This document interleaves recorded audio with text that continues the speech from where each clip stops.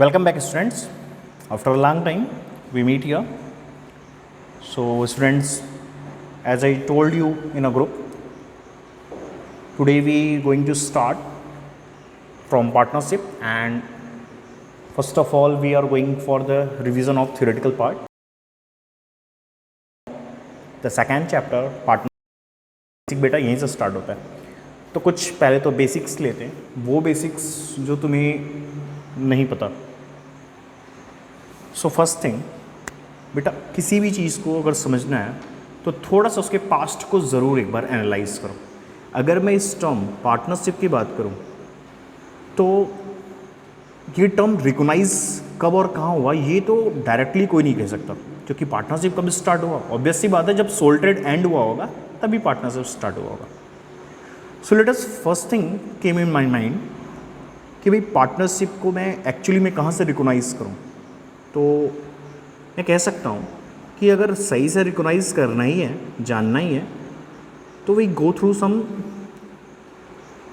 Legal points, and that is Indian partnership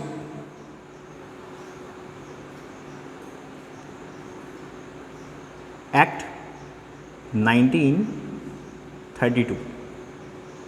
in India, particularly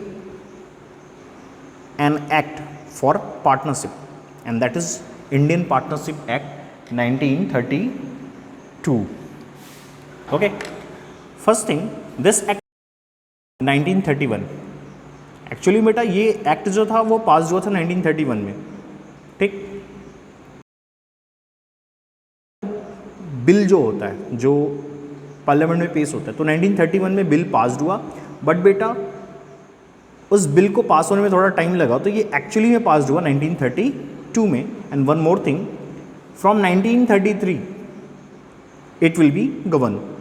वो वहाँ से 1933 में जाकर के स्टार्ट हुआ. फंक्शनिंग कहाँ से स्टार्ट हुई इसकी? 1933. ओके, नेक्स्ट थिंग, तो भाई ये एक्ट था पार्टनरशिप के लिए. Now let's see the meaning of partnership. अगर मैं बात करूँ पार्टनरशिप की मीनिंग के बारे में, तो फर्स्ट थिंग बेटा बड़ा ही इंपॉर्टेंट है, और वो ये कि section 4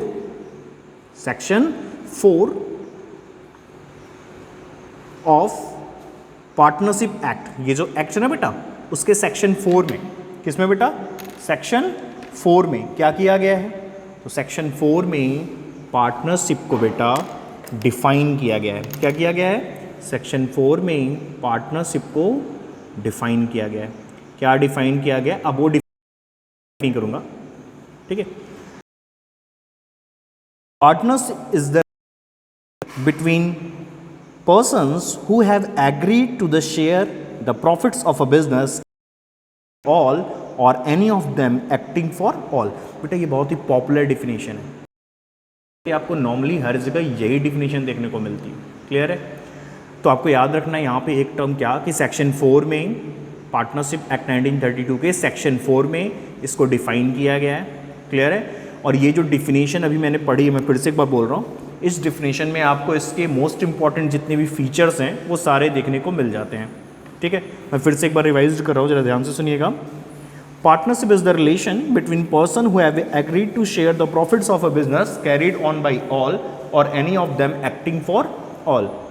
the in a first line, partnership is the relation between persons. देखो बेटा, अगर मैं यहाँ से स्टार्ट कर दूँ इसके फीचर्स की बात, इसकी बात स्टार्ट कर दो बेटा, फीचर्स की बात. तो फीचर्स में अगर मैं बात कर रहा हूँ तो बेटा पहला फीचर जो देखने को मिल जाता है वो क्या है? ये पहला ही फीचर देखने को अपने को मिल रहा है, relationship between persons. It means partnership में कौन होते हैं? पर्सन्स होते हैं. अब कितने पर्सन्स होते हैं ये डिफाइन कर लेते हैं, वो अपना पहला कैरेक्टरिस्टिक्स और फीचर हो जाएगा. 2 और मोर पर्सन्स. देखिए बेटा, किसी भी पार्टनरशिप में ये चीज़ तो पहली चीज़ एकदम सिंपल है कि पार्टनरशिप मतलब मीन्स मोर देन 1 पर्सन. तो कितने लोग होंगे वहाँ पे? बेटा सिंपल है कि वहाँ पे कम से कम 2 पर्सन्स होंगे. और मोर पर्सन की बात करते हैं बेटा, according to Indian partnership act there is no any legal restriction regarding the maximum number of members of partnership.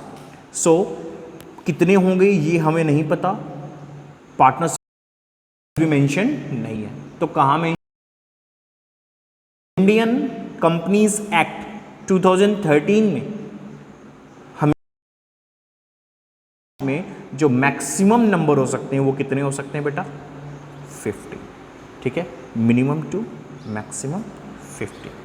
Okay, now इसी डिफिनेशन में जब हम आगे बढ़ते हैं बेटा तो देखिएगा क्या, relationship between person who have agreed to share the profit.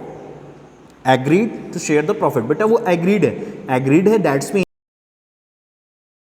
Agreements, there must be some agreements. ठीक है, अब एग्रीमेंट्स किसके बीच में होगा? ऑब्वियस सी बात है ये जो पर्सन्स हैं उनके बीच में ये एग्रीमेंट्स होंगे.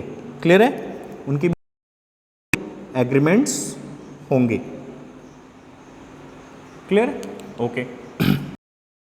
तो नाउ अगर ये एग्रीमेंट्स तो क्या बेटा, normally these agreements are form by partners.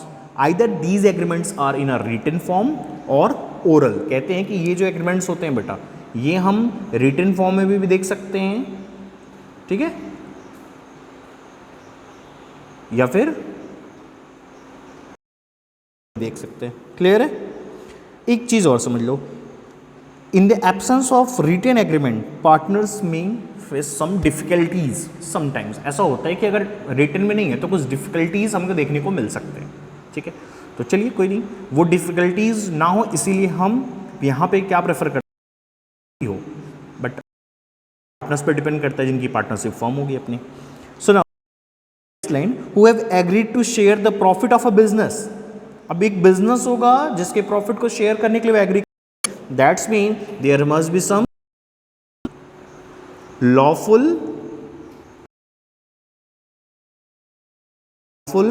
Business होना चाहिए उनका. क्लियर है? और अगली चीज, अगर लॉफुल बिजनेस होगा, वहां पे आपने डिफिनेशन देखी ना, डिफिनेशन में था ना क्या, agreed to share the profit of a business. तो they must be sharing profit, they must be sharing profit. अब बेटा याद रखना पार्टनरशिप में ये चीज़ बड़ी इंपॉर्टेंट है. क्या इंपॉर्टेंट है? कि जो प्रॉफिट वो शेयर कर रहे हैं, यहाँ पे याद रखो लॉस का शेयर करना बाउंड नहीं होता सभी पार्टनर्स पे, बट प्रॉफिट का शेयर करना ये मस्ट है. ये क्या है बेटा? मस्ट है. क्लियर है?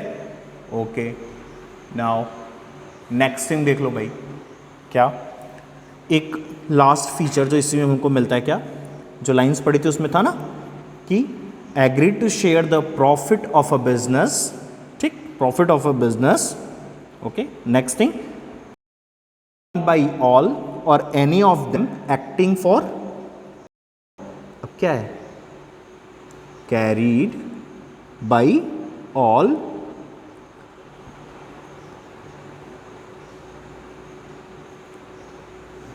और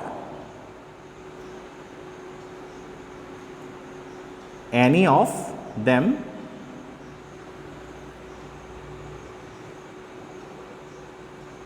acting for all. अब इसमें बेटा सेंस ये है कि बिजनेस में जितने पार्टनर है वो सभी या तो बिजनेस को ऑपरेट कर सकते हैं. ठीक है, वो सभी क्या कर सकते हैं? बिजनेस को ऑपरेट कर सकते हैं, या उन सभी में से एनी ऑफ देम, कोई एक भी सभी के लिए वर्क परफॉर्म कर सकता है, बिजनेस को मैनेज कर सकता है. सो आज के इस शॉर्ट वीडियो में हमने जो अब तक देखा वो ये कि पार्टनरशिप क्या है, पार्टनरशिप के फीचर्स. नेक्स्ट वीडियो में we are going to cover up partnership deed and their contents and provisions.